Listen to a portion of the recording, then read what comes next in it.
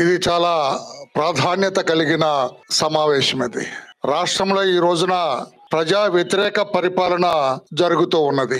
వారి హక్కుల కోసం, న్యాయపరంగా వారికి రావాల్సిన రాయితీల కోసం ఈ రోజున రాష్ట్ర వ్యాప్తంగా అంగన్వాడీ సోదరీమణులందరూ కూడా ఆందోళన చేస్తూ ఉంటే, ఈ ప్రభుత్వం సమస్య పరిష్కారం గురించి ఆలోచించకుండా, వాళ్ళ ఇబ్బందులు ఏమిటి తెలుసుకోకుండా, వాళ్ళకు కావాల్సిందేమిటి, ప్రభుత్వం ఇవ్వవలసిందేమిటి దాని గురించి ఆలోచన చేయకుండా బలప్రయోగం చేసి, ఎస్మా ప్రయోగించి వాళ్ళను భయభ్రాంతులను చేసి, మిగతా వాళ్ళకు కూడా ఇదొక హెచ్చరిక జారీ చేసినట్లుగా ఈ ప్రభుత్వం వ్యవహరించటం చాలా తప్పు అని చెప్పి కూడా తెలుగుదేశం పార్టీ తరఫున మేము ఈ గుడ్డి ప్రభుత్వానికి, ఈ నిద్ర నటిస్తున్న ప్రభుత్వానికి, ఈ అసమర్థ ప్రభుత్వానికి, ఈ అవగాహన రాహిత్య ప్రభుత్వానికి తెలియజేస్తూ ఉన్నాం.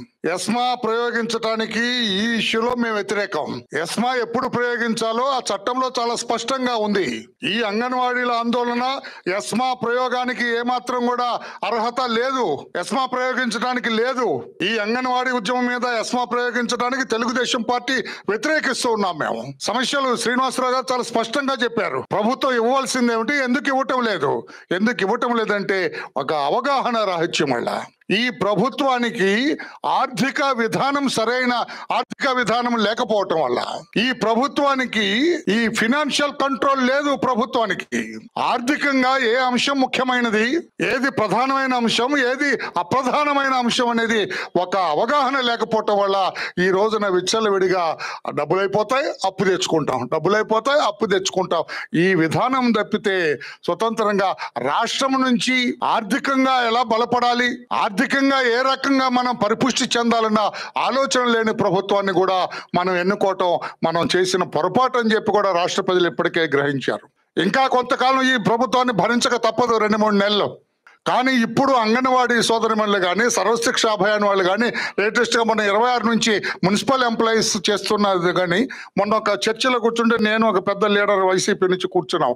ఆయన చెబుతున్నాడు, ధర్నా చౌక్ అంతా కళకళలాడుతుందండి అంటున్నాడు. ధర్నా చౌక్ కళకళలాడుతుంటే ప్రభుత్వం సిగ్గుపడాలి. అన్ని టెంట్లు వేస్తే కళకళలాడుతుంది అంటారు. వాళ్ళ అవగాహన రాహిత్యం అలా ఉంది. ముఖ్యమంత్రి అలాగే ఉన్నాడు, వాళ్ళ నాయకులందరూ కూడా అలాగే ఉన్నారు. కళకళలాడుతుందంట ఉమామహేశ్వరరావు. ధర్నా చౌక్ కళకళలాడుతుంది అంటే నీ ప్రభుత్వానికి వ్యతిరేకత కళకళలాడుతుందని కదా, బ్రహ్మాండంగా ఉందనే కదా. ఆ అవగాహన కూడా లేని ప్రభుత్వాన్ని మనం ఎంపిక చేసుకోవటం కూడా, మనం కూడా ఓటర్లు కూడా, ప్రజలు కూడా ఆలోచించుకోవాల్సిన సమయం ఆసన్నమైంది. మన గురించి మనం ఒక చీర కొనాలంటే అక్క గంగా భవాని 3 గంటలు బయటికి రాదు ఒక చీర కొనడానికి. ఇలా షాపులో నాది తీసి ఇది తీసి సెలెక్ట్ చేసుకుంటుంది. అంటే నువ్వు కాదులేమ్మా చెబుతున్నాను. ఒక చీర సెలెక్ట్ చేయాలంటే అటువంటిది 5 ఏళ్ల ప్రభుత్వం, 5 ఏళ్ళని రాష్ట్రంలో పెత్తనం చేసేది, రాష్ట్రంలో బాగోగులు చూసేది, రాష్ట్రాన్ని అభివృద్ధి చేసేది, మన బిడ్డలకు బంగారు భవిష్యత్తుని ప్రభుత్వాన్ని జస్ట్ లైక్ రాత్రికి రాత్రే తిరగబడింది అంటారు. ఎట్లా తిరగబడతాయని రాత్రికి రాత్రే అభిప్రాయాలు? ఇన్ని రాజకీయ పార్టీలు ఉంటే రాజకీయ పార్టీ మీద అభిప్రాయం రాత్రికి రాత్రి ఎట్లా తిరగబడుతుంది? అందుకని ప్రజల్లో కూడా మార్పు రావాల్సిన అవసరం ఉంది. ఈ రోజున అంగన్వాడీలో చెబుతుంటే నాకు బాధేసింది. ఆ అంగన్వాడీ సోదరిమణులు బయలుదేరి వాళ్ళు 100-200 రూపాయలు రోజు ఖర్చు పెట్టుకొని వాళ్ళకి వచ్చేదంతా, వాళ్ళ జీతం అంతా వాళ్ళ సొంత బిడ్డలను చూసుకుంటూ, సొంత బిడ్డలాగా చూసే ఆ బిడ్డలను కూడా చూసుకొని వస్తున్నారని చెబితే చాలా బాధేసింది. పూర్తిగా బిడ్డలను వదలలేదు. వాళ్ళు తెల్లవారుజామునే లేచి వాళ్ళకి కావాల్సిన అవసరాలు చూసుకొని ఇక్కడికి వస్తున్నారు, ఆందోళన చేస్తున్నారు. ఈ మాత్రం కూడా గ్రహించకుండా నిన్న చూశాను నేను ఇక్కడ సజ్జల రామకృష్ణారెడ్డి గారు, బొత్స గారు ఎక్కడ మున్సిపల్ ఎంప్లాయీస్ చర్చలు అనుకుంటా. అసలు వాళ్ళు చెబుతున్న వింటలేదు. బొత్స ఆకాశంలోకి చూస్తున్నాడు, ఇతను ఎటో చూస్తున్నాడు. అసలు నన్ను అడిగితే వాళ్ళు లేచి రావాలి అక్కడి నుంచి. ఆ బొత్స బాబు ఆయనకు అర్థమవుదు, ఆయన అర్థమయ్యేటట్టు జనానికి చెప్పలేడు. ఆయన అటు ఆకాశం. నాకు చాలా కోపం వచ్చింది. అసలు తెర మీద ఆ టీవీ పగలకూడదన్నంత కోపం వచ్చింది నాకు. వాళ్ళంతా బాధలు చెబుతూ ఉంటే పైకి చూస్తాడు బొత్స. ఈయన సజ్జల రామకృష్ణారెడ్డి గారు ఏదో పక్కన మాట్లాడుకుంటూ ఆ ఫోన్లో మాట్లాడుకొని మెసేజ్ చూస్తున్నాడు. What is the fun of calling? వాళ్ళని పిలవటం ఎందుకు? చర్చలు కానీ పిలిచి. అందుకని ఈ ప్రభుత్వం బాధ్యత రాహిత్య ప్రభుత్వం ఇది. ఏ ఇష్యూ మీద కూడా అవగాహన లేదు ఈ ప్రభుత్వానికి. ఎలా పరిష్కరించాలో కూడా తెలియదు ఈ ప్రభుత్వానికి.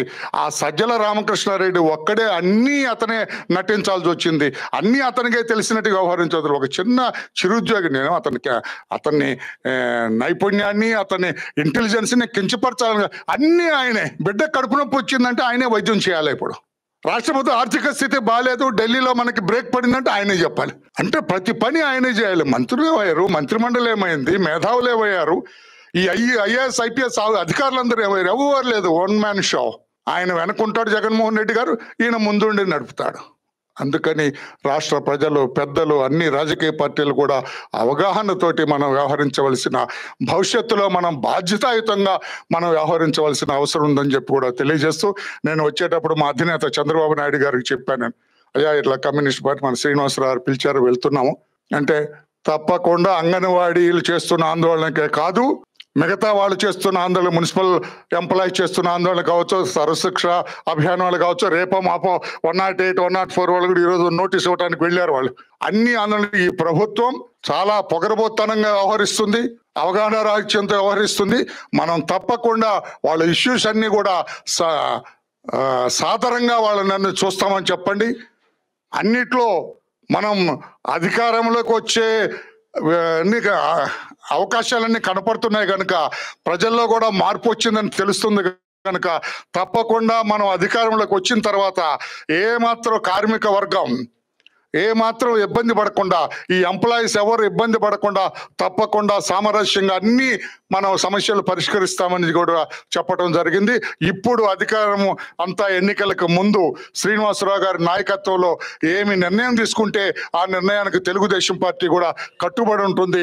మీరెంత కఠినమైన నిర్ణయాలు తీసుకున్నా, ఎటువంటి ఆందోళన చేయడానికైనా తెలుగుదేశం పార్టీ మీ వెంట నడుస్తుందని చెప్పి తెలియజేస్తూ, ఈ అంగన్వాడీ విషయంలో తప్పకుండా మీ వెంట ఉంటామని చెప్పి కూడా అంగన్వాడీ సోదరులందరూ కూడా తెలుగుదేశం పార్టీ రాష్ట్ర ప్రధాన కార్యదర్శిగా, పొలిట్ బ్యూరో మెంబర్గా మా చంద్రబాబు నాయుడు గారి తరఫున నేను కూడా మీకు హామీ ఇస్తూ, మీరు ఏ నిర్ణయమైనా తీసుకోండి శ్రీనివాసరావు గారు, తప్పకుండా ఈ ఆందోళనలో మేము కూడా పాలుపంచుకుంటాం, మీతో పాటు కదం నడుస్తామని చెప్పి కూడా మా అధినేత తరఫున మీకు తెలియజేస్తూ, తప్పకుండా ఈ ఇష్యూలో ఎస్మాని ప్రయోగించడానికి కూడా తెలుగుదేశం పార్టీ వ్యతిరేకిస్తుంది.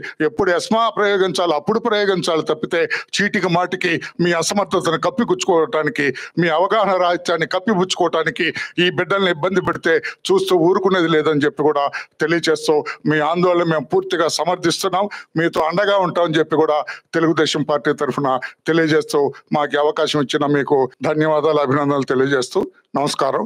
అందరికీ నమస్కారం.